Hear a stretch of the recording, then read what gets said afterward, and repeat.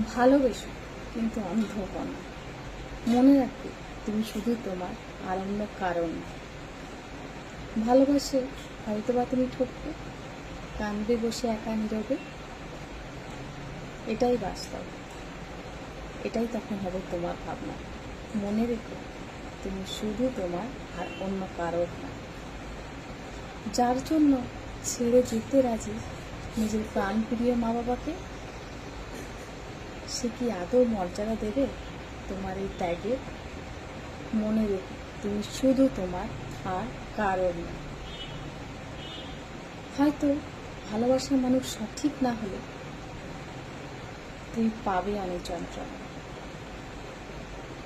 নিজেকে শেষ করে দেওয়ার কথা ভাববে না একদম।